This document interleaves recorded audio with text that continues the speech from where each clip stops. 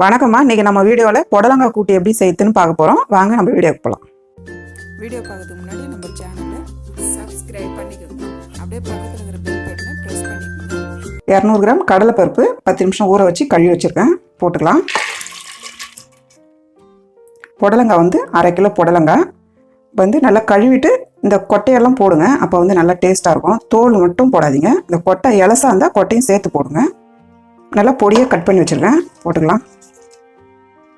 2 தக்காளி பொடியை கட் பண்ணியிருக்கேன். பொடியை நறுக்கி வச்ச வெங்காயம் 2 போட்டுக்கலாம். பச்சை மிளகா 3 கட் பண்ணி வச்சுருக்கேன். இஞ்சி கொஞ்சமாக நல்லா நைஸாக பொடியை கட் பண்ணிவிடுங்க, ரொம்ப போடுவேன்னா. ஒரு 10 பல் பூண்டு தோல் வச்சுட்டு போட்டுருங்க. உப்பு தேவையான அளவு. மஞ்சத்தூள் 1 ஸ்பூனு. இப்போ எல்லாம் போட்டு நம்ம இந்த 1 கப்பு தண்ணி ஊற்றுறோம். போதும், ஏன்னா புடலங்காயே தண்ணி உள்ள பொருள் தான், அதனால் கம்மியாகவே ஊற்றிக்குங்க.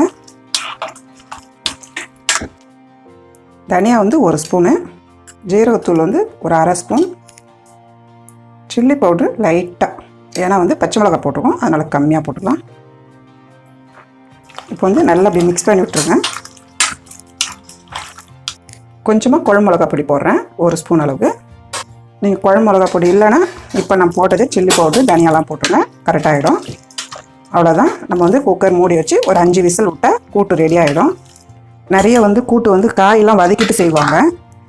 நான் இந்த மாதிரி மெத்தடில் தான் நான் செய்வேன், ரொம்ப நல்லாயிருக்கும். நீங்களும் செஞ்சு பாருங்கள், உங்களுக்கு தெரியும். இப்போ ஒரு 5 விசில் விட்டோமா உங்களுக்கு நல்லா வெந்து வந்துடும். 10 நிமிஷத்தில் ரெடி ஆகிடும். இப்போ தேங்காய் 1/2 முடி போட்டுக்கலாமா. சோம்பு 1 ஸ்பூன் போட்டுக்கலாம். கொஞ்சம் குறன்னு அரைச்சிக்கலாம். பாருங்கம்மா, அரைச்சிட்டோம். தேங்காய் சோம்பு அரைச்சி வச்சுருக்கோம். இந்த அளவுக்கு நமக்கு இந்த பதத்துக்கு அரைக்கணும். கூட்டுக்கெலாம் இந்த பதத்துக்கு தான் அரைக்கணும். இப்போ 5 விசில் வந்துடுச்சுமா, நம்ம எடுத்துடலாம். பாருங்கள், கரெக்டாக இருக்கு பாருங்கள். நம்ம ஊற்றின தண்ணி பருப்புலாம் நல்லா வெந்து நல்லா குழஞ்சிருக்கு பாருங்கள். இப்போ நம்ம அரைச்சி வச்சுக்கிற தேங்காவை நம்ம இதில் ஆட் பண்ணிக்கலாம். இப்போ நம்ம தேங்காய் போட்டிருக்கோம் இல்லைங்களா, இதை நல்லா மிக்ஸ் பண்ணி நல்லா கிளறி விடுங்க. அந்த தேங்காய் வாசனை போகிற வரலும் ஒரு 3 நிமிஷம் நம்ம அடுப்புலேயே வைக்கலாம். ஒரு 3 நிமிஷம் நம்ம மூடி வைக்கலாம். தேங்காய் போட்டு 3 நிமிஷம் ஆயிடுச்சுமா, பார்க்கலாம். பாருங்கள், நல்லா கொதிச்சிச்சு பாருங்கள்.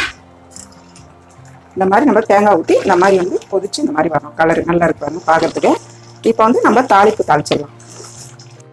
எண்ணெய் 2 ஸ்பூன் போட்டுக்கலாமா. பெருங்காயம் நான் கட்டி பெருங்காயம் போடுறேன். நீங்கள் தூள் பெருங்காயம் இருந்தாலும் போடுங்க, கட்டி பெருங்காயம் இருந்தாலும் போடுங்க. பெருங்காயம் நல்லா பொரிட்டோம். காஞ்ச மிளகாய் 2 கிள்ளி போட்டுருக்கேன். கடுகு உளுத்தம் பருப்பு போட்டுக்கலாம். கருவேப்பிலை போட்டுக்கலாம். அவ்வளோதான், ஸ்டவ் ஆஃப் பண்ணிடலாம். கொத்தமல்லி பொடியை கட் பண்ணி வச்சுருக்கேன், பச்சை கொத்தமல்லி அப்படி போட்டுருங்க. நம்ம தாளிப்பு தாளித்து வச்சுருக்கோம் இல்லையா, இதை அப்படியே ஆட் பண்ணிக்க வேண்டியது தான். இந்த ஒரே வேலை தான்மா தாளிக்கிறது. இந்த கடைசி மொமெண்ட்டில் தாளிக்கிறீங்க, அவ்வளோதான். மற்றது கூட்டுன்றது எந்த கூட்டாக இருந்தாலும் நீங்கள் இந்த மெத்தடில் வைங்க, ரொம்ப நல்லாயிருக்கும்.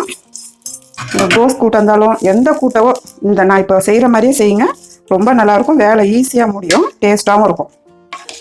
பாருங்கள் எவ்வளோ சூப்பராக வந்திருக்கு பாருங்கள். அவ்வளோதாம்மா, கூட்டு ரெடி ஆயிடுச்சு. இப்போ எப்படி இருக்குன்னு சொல்லி நம்ம டிஸ்பிளேல பார்க்கலாம். அவ்வளோதாம்மா, புடலங்காய் கூட்டு ரெடி ஆயிடுச்சு. நீங்களும் வீட்டில் செஞ்சு பாருங்கள். இந்த வீடியோ உங்களுக்கு பிடிச்சிருந்தா லைக் பண்ணுங்கள், ஷேர் பண்ணுங்கள். உங்களுக்கு ஏதாவது டவுட் இருந்தால் கமெண்ட் பண்ணுங்கள். அம்மாவோட வீடியோஸ் சுட சுட தெரிஞ்சுக்க மறக்காமல் நம்ம சேனலை சப்ஸ்கிரைப் பண்ணிக்கோங்க.